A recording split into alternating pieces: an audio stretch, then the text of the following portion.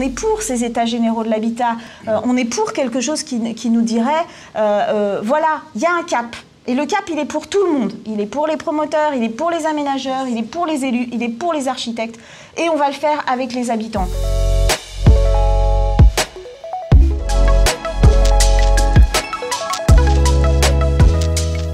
On a aujourd'hui besoin de passer d'une politique du logement à une politique de l'habitat, et ça je vais préciser pourquoi, une politique de l'habitat qui prendrait plus globalement en compte l'environnement. La question c'est comment est-ce qu'on passe de cet urbanisme un peu individualisé qu'on a depuis 40 ans à un urbanisme beaucoup plus partagé et où finalement on se dirait pas de densité sans qualité.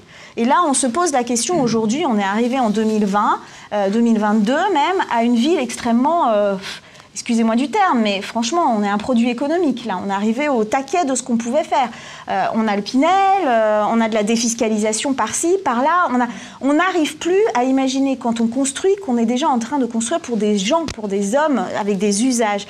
Et donc, on voit produit Pinel, T2, au lieu de voir marqué « Ici, l'habitat de vos rêves avec une vue sur le lac ». C'est pas ce qu'on veut faire et c'est pas ce qu'on doit faire pour la France. Donc, il y a vraiment une question à se reposer sur la manière dont on pense le prisme de cette sphère économique du logement.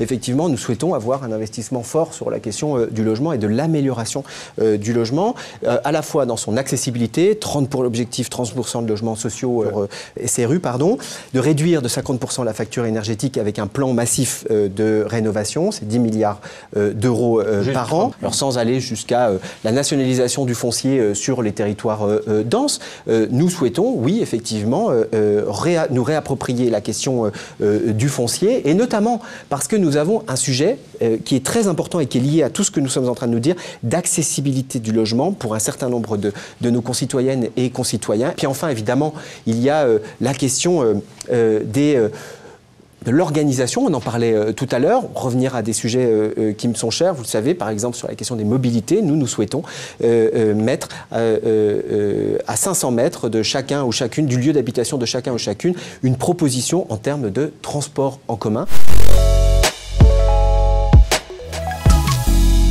Je garderai une phrase de Madame Lecomte, c'est pas de densité sans qualité. Je crois aujourd'hui que l'enjeu majeur, c'est d'être en capacité de redonner le goût de la ville. Parce que, on l'a vu, les différentes crises. Aujourd'hui, si on sonde les Français, je crois que 80% des urbains ont envie d'aller vivre à la campagne. Et quand on sonde les habitants de la campagne, pour en gros 50-52%, ils trouvent qu'ils sont oubliés.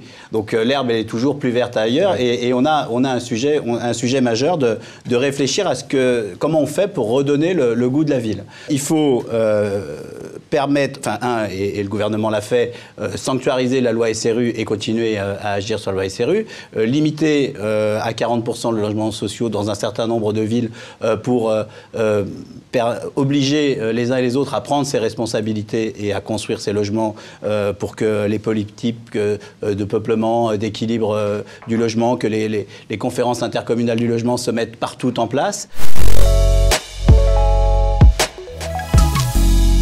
Je bondis en entendant la valorisation du modèle HLM, alors qu'il a été méthodiquement détruit sous ce quinquennat, notamment avec la loi Elan.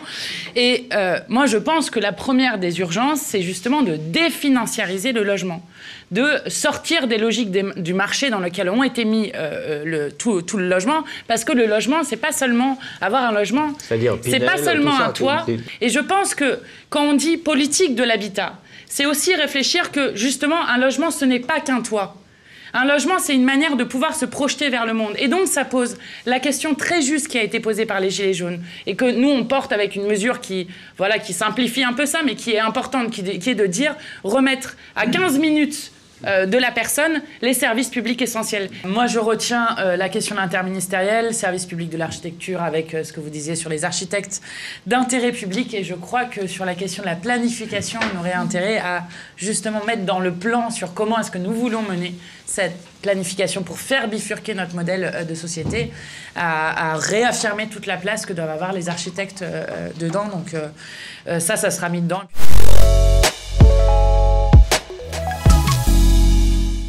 Je crois qu'il faut évidemment construire mieux, mais qu'il faut quand même construire plus. Parce qu'on ne peut pas lutter contre le mal logement sans construire davantage. Et ce que nous voulons autour de Valérie Pécresse, c'est qu'il y ait chaque année 500 000 nouveaux logements, soit construits, soit réhabilités, c'est-à-dire mis à disposition. Comment y parvenir? Nous proposons par exemple de ramener de 18 mois à 6 mois le délai de traitement des recours en matière d'urbanisme. Parce que ça décourage la construction et que, en réalité, ça décourage le travail des architectes, ça décourage le travail des élus locaux et ça décourage la possibilité pour davantage de Français de mieux se loger. Je crois que beaucoup de Français aspirent à devenir propriétaires.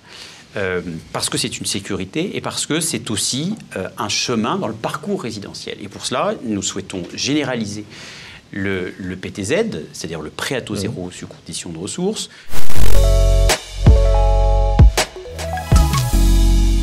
Je fais juste l'analogie finalement avec toute l'histoire de la politique de la ville. Il faut un ministère régalien qui puisse prendre en compte toutes ces questions d'aménagement et qui contienne aussi la capacité à faire des architectes. Peut-être redire l'intérêt des outils aussi de planification que nous avons, comme le plan local d'urbanisme et d'habitat, le SCOT, schéma de cohérence territoriale, le plan des mobilités, qui sont les nouveaux outils qui doivent être tous en cohérence et qui donc sont les outils qui sont aussi prescriptifs sur ce que nous souhaitons. Et il me semble que là, l'un des champs, et en tout cas les difficultés sur lesquelles nous sommes aujourd'hui, c'est arriver à combiner les strates un peu différentes. Celle de le législateur qui a fait l'obligation du PLUH, qui permet évidemment de dire ce que nous voulons construire, où nous voulons construire et comment nous pouvons construire, pour faire simple. Et puis, la parole des habitants, et ça me permettra de faire le lien avec les élus et les habitants, avec la parole citoyenne. Moi, je pense qu'on n'oppose pas démocratie participative et démocratie représentative. Et le PLUH en est un bon exemple. Je voulais vous remercier tous les 5 d'avoir relevé ce défi qui est une première pour nous, mais ça nous touche sincèrement, votre liberté de parole, mais aussi ce que vous nous avez dit à la fin. J'espère que ça sera suivi d'effet, parce qu'on sait que le temps électoral et le temps ensuite est compliqué. Mais sachez que nous, on sera présents au Conseil national de l'ordre pour être en rôle de conseil et de support avec toujours une vision d'intérêt public. Je vous remercie encore pour ça et je remercie tous les auditeurs qui nous ont écoutés, tous les architectes. Merci.